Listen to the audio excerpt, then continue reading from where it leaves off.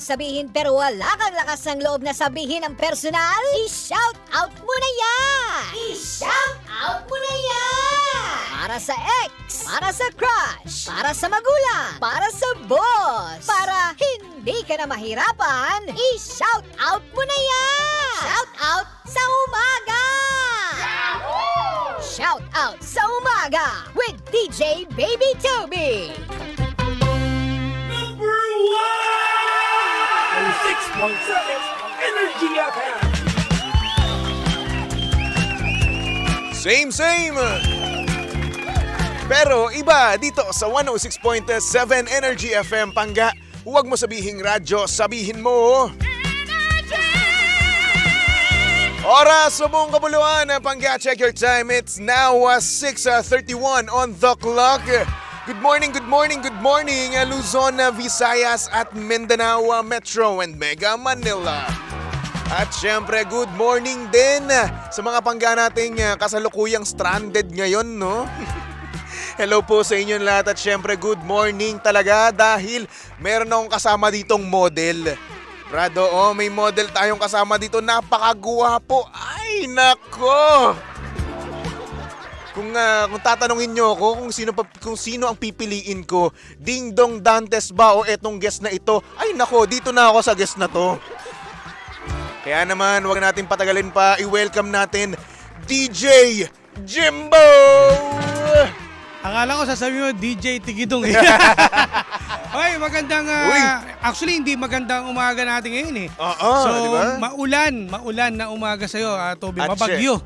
At syempre nga, gaya nga sabi mo sa akin kanina, DJ Jimbo, no? Merong mga part dito sa Metro Manila ang bahang-baha talaga. Totoo yan, kaya ingat tayo, lalo na sa mga motorista natin na papasok po. Actually, ito sa mga lugar nito, sa Manila, sa Puresa, sa paba dito. Yung mga sinend ko dito kay Toby, may sinend ako kay Toby, mga pangga. Kasi kanina po, ako'y bumabaybay. Pupunta dito kasi meron akong pinuntahan eh. So, yan, sige, sabihin mo to. Sa Espanya, Sampaloc, Puresa at Manila, Yan. Metro Manila. At sa totoo lang, Toby, si DJ Lindsay rin po ay binaba. Si Lindsay kasi dito sa may Santa Mesa yan. Naku po. Marami rin po. So, ibig sabihin, since malapit ako kay DJ Lindsay, medyo baha na dun sa amin. Totoo. Ingat Patay kayo tayo ha. dyan, mag-iingat na At ako. bukod dito, no, ito, para naman sa mga estudyante natin, no, gising-gising, yung mga tagalungsod natin sa Metro Manila. Yung ibang klase po dito sa Quezon City, kansilado na. Ay, buti naman. Ano na Taguig? Marikina? Ano na mga plano ninyo? Makati, wala pa po kasing announcement. Sa QC kasi, ito, in-announce na dito, Toby. Ano na natin ha? Sige, go. Suspendido ang klase po dito sa Balumbato Elementary School, Betico Elementary School, Barangay Bagong Silangan, yung mga morning class dyan, Barangay Batasan Hills, sa Payata, sa Holy Spirit, New Era at Tandang Sora. Ito yung mga parte ng Quezon City. Yan, so mga pangga natin dyan na bahang-baha, no? Nako, mag-iingat po tayo at syempre naman hanggat maaari mag-akyat na tayo ng ating mga gamit, di ba? Mas okay nang safe yung mga gamit natin. Mas okay na yung alerto tayo, di ba? Kasi hindi natin alam kung gaano kabilis yung daloy ng tubig na yan. Totoo. Alam nyo, pag hindi kaya, ito sa mga, ito real talk to sa lahat po ng mga nagtatrabaho, kapag hindi kaya sa lugar ninyo at may bahana, huwag na lang kayo pumasok. Tama. Kasi aberya pa yan eh. Tsaka meron din naman kayo emergency leave Yes, di ba? Pwede nyo naman gamitin yun. Tsaka ano naman yan, syempre, may unawaan natin ng boss natin yan. Tama ka nga naman dyan. At dito sa ating comment section, may nagtatanong, Daddy Jims, kung may pasok daw ba sa Paranaque. Wala pang announcement Wala pang announcement. Oo. Pero ang maganda dito, no, itanong mo na lang dyan sa kinauukulan dyan sa Paranaque. Kasi syempre, ang mas nakakaalam niyan yung syudad nyo mismo, di ba? Ang maganda dito kasi, di ba, sa bawat lungsod natin dito sa Metro Manila, partner na. Ayan! One tops! Yung mga natin, ang maganda dito kasi meron tayong social media sa mga schools natin. So sa mga lungsod din natin, di ba? I-double check nyo. Tama kayo dyan. I think may naman yan may announcement naman yan para at sana naman po sa mga taga-lungsod, aga-agahan naman po yung Oo nga announcement. naman. Hindi yung nakapasok na yung mga estudyante. Alam mo, nung nakaraan, yung pamangkin ko kasi papasok na, first day of school, no? Oo. Pero nung pagkapasok nila mismo doon, sa school na yun, ayun, saka lang nag-announce. Di ba kawawa? Hindi useless din. Ayun Nandun nga ka na eh. Nako. Oo, pero syempre naman, sana makibalita tayo, no? At yung mga announcement naman, sana naman aga-agahan mismo. Totoo. Pero syempre, siguro para sa atin na rin naman yun eh. Kung Oo. alam naman natin na talagang bumabaha na talaga at malakas yung ulan, huwag na natin papasukin Wag yung na, wag ating natin ano, ipilit. yung ating mga Chikiting, estudyante. estudyante. Oo. Wag na, wag na. So speaking of mga estudyante, no, Daddy James, meron sige. din namang graduating ngayon. Oo, May yan, mga oo. graduation Oo. ngayon na Oo. nagaganap, no? Tama, tama. Ayan, binabati ko muna si Moriel. Ayan, graduation niya daw nila Sino ngayon. yan? Ayan, ano yan, jowa ng pamangkin ko sa pinsan. Okay, hindi ko jowa yan.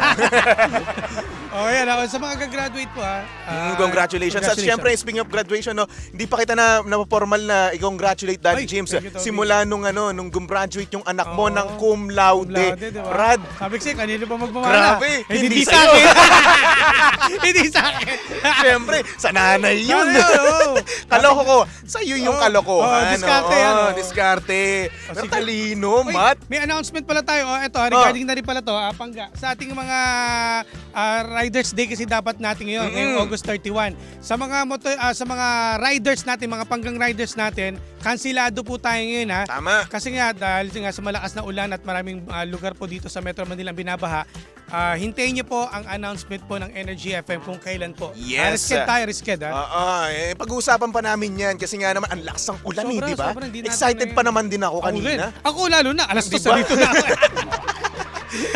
Alam mo, excited ako kasi may model daw dun eh. Oo, Oo, totoo. andun yung model ng Genie. Si Jimbo nandun. Baka na, siyempre, agahan ko yan eh. Entertaining ko yan. Entertain!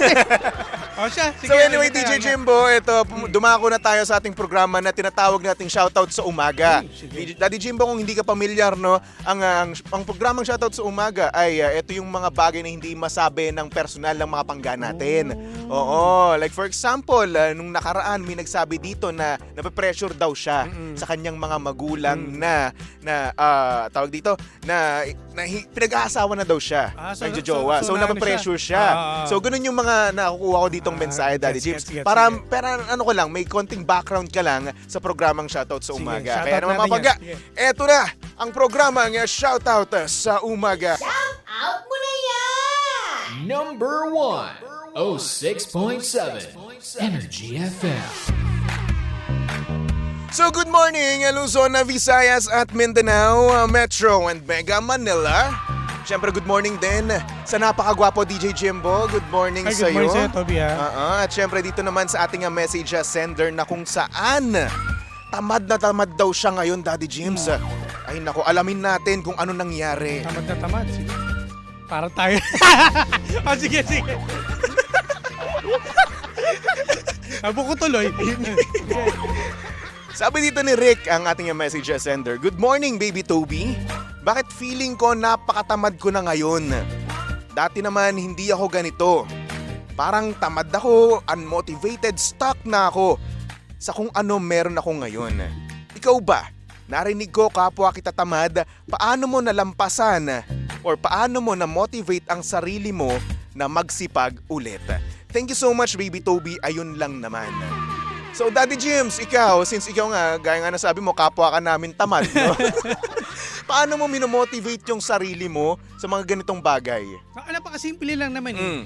No, ang number 1 dito, ang goal mo dapat dito, isipin mo lagi na meron kang plano sa buhay mo. Actually, diba? Yun lang, tama ka dyan. agad. Kasi siyempre, hindi ka naman mabubuhay na masaya ka lang. Dapat, meron kang pera, di ba? Kailangan madiskarte ka, Tama. magtrabaho ka. Siyempre, kung wala kang pera, di ba, Wala, ano lang oo. gagasusin mo? Wala. Isipin mo, Magbuburaot lang. di ba? Mambubudol ka lang, parang si Mambubudol ka Jim lang. mo, di ba? Pero yun na nga, kung wala kang pera, no, Daddy James, so, paano ka nga nang makakabili ng panggastos ng Yes. pangkain Ah, nyo, di ba? kailangan rin, no? Pangrenta, di ba? Yes. Kuryente, tubig, kailangan natin Totoo. yan. Kaya kailangan natin dumiskarte talaga. Yun yung gagawin natin motivation. Tama. Pero syempre, sa iba rin naman dyan, no, na feel na gantong bagay, no? Like for example, talagang tamad na tamad sila. Pero para sa akin naman, no, bilang isa rin naman akong tamad ngayon, no? At Oo. dati, alam ko namang hindi ako ganun, no? So medyo nakaka-relate ako dito, Daddy James. Kasi nga naman, dati kasi napakasipag ko talaga. As in, Brad. Totoo, nasa iyo na nga lahat eh. Hey! Daniel! Oy, bakit? Fernando! Loko to. Pero yun na nga, Daddy James. No? Dati kasi, nangyari kasi sa akin dati, na-burnout ako. Kasi may mga tao na burnout lang. Tapos, as a result, no, sa bago nilang trabaho, parang naging tamad na sila. Na-feel nila na unmotivated sila, na stuck na sila, na ang tamad-tamad na nila. Pero ang kailangan lang talaga nila is yung will. Yes, Yung tama, will na tama. yung magpupursige Pursige talaga ka. sila. Kasi syempre kung hindi ka magpupursige, di ba? Totoo. Talagang masasanay ang katawan mo na tamad ka. Oo, tama. Tsaka ito ang advice ko rin sa mga, lalo na sa mga kabataan, yung mga fresh grad ngayon. Siyempre, alam mo mga isipin kagad yan, ay maghintay muna kung 1 year para magpahinga. Petics Ay, muna, nako. di ba? Pero wag. Alam nyo, ang number 1 dapat isipin nyo dito, tumatanda tayo, hindi tayo bumabata. Tama. Siyempre, number 1 dyan, iisipin mo kagad, ano ba yung magiging future ko? Kung alimbawa, di ba, kung kailang matanda ka na, tsaka isipin mo na sana pala nung pagka-graduate ko pala o yung tinatamad pala akong time na yun, sana ginalingan ko, Ayun nag-ipon nga ako, at least meron kang, di ba, may mabubunot ka. Yes. Di ba? Kasi pag kasi nasimulan mo na yan na tama rin, magsusunod-sunod na yan. Susunod na yan Domino effect yan di ba? Alam mo, minsan nangyari sa sobrang tamad mo, nakapangasawa ka pa. Di ba? Tapos wala ka pang trabaho, kapal ng mukha mo, di ba?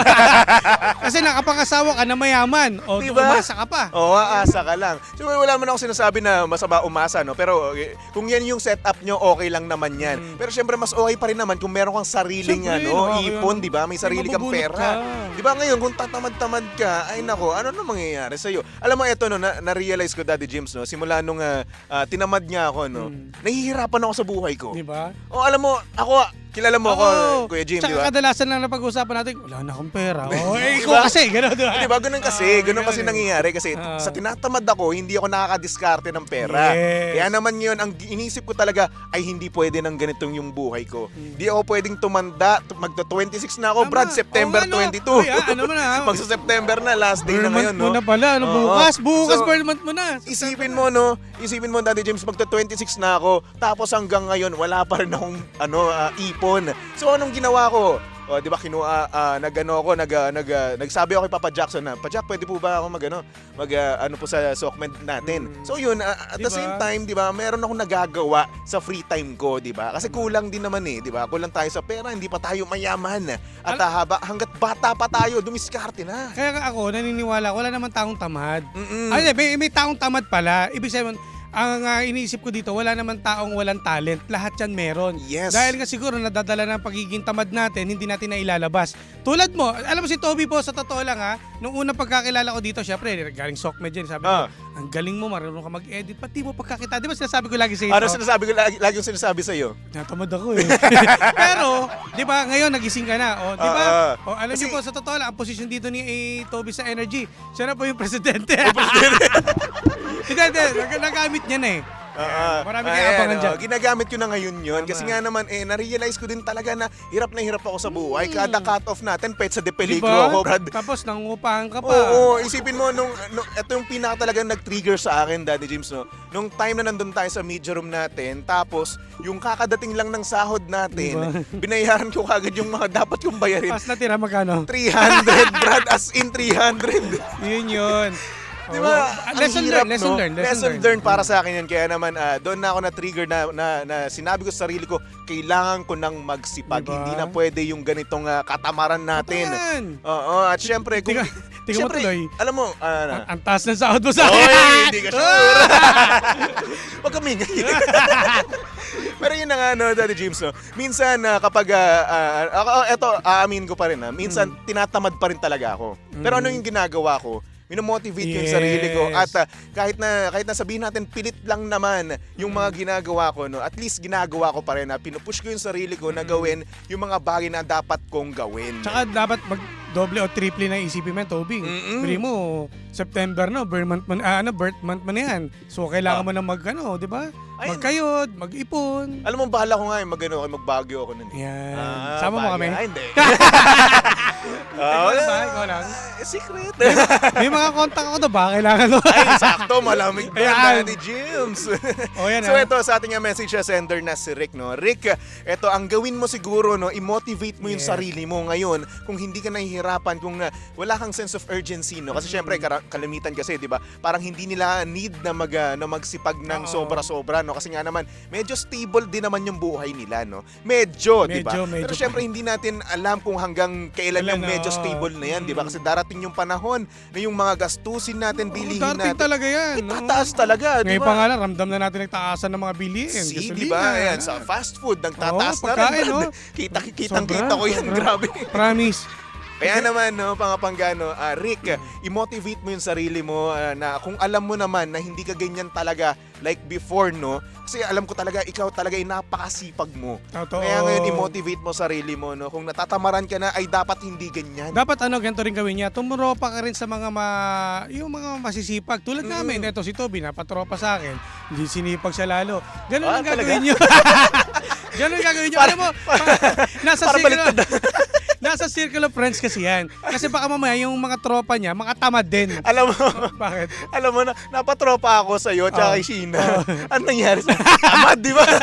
Ngayon, napatropa kay Lindsay. O, nagsipag ako, Oo, Brad. syempre, Lindsay yan eh. Oo. May mansion yan eh. Di ba, Lindsay? Ay, oo, alam mo ba, ililibre daw tayo niyan ni DJ Lindsay. Oo nga, ikaw ba naman merong Lindsay mo ha? Oo, di ba? Pradax? Napakabango niyan, Brad. Diba? Alam mo, nakakahawa nga yan eh. Ano? Ang katalinuhan ni Ano DJ ka, Lindsay. magmumuha ka na rin mo.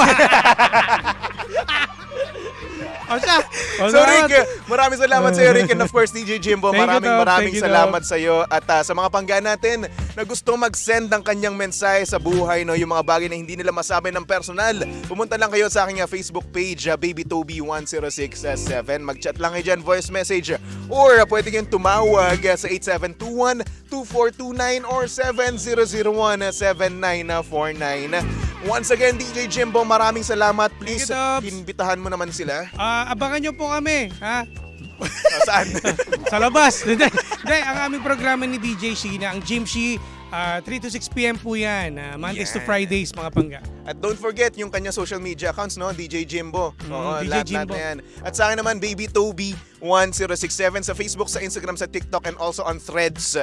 Baby Toby 1067. Well, may kaya Threads talaga, na, Brad. Social na tayo ngayon. Oy, ingat sa lahat po ng mga nakatutok sa atin ngayon. Stay safe, mga pangga. Alam mo niya naman, yung panahon natin ngayon, hindi mo masabi. Nako po. Oo, Ingat, nga, ingat. Oo, yung kapote, wag niyong kakalimutan Oo. na make sure na yung kapote na yan ay kasya sa buong katawan. Tama. Hindi sa isang parte lang ng katawan. Ha? May Baka kasi dala yung ako sa, eh. ano, May sa, dala. sa boots lang kasi. Oo, Baka yun lang yung kasi. papaalang. Oo, diba? So for the meantime, mga pangga, magbalik tugtugan muna tayo for our next song. Here's a song from Moira and Ben, titled Pasalubong, only here at your number 106.7 Energy FM, Pangga. Huwag mo sabihin radyo, sabihin mo Energy!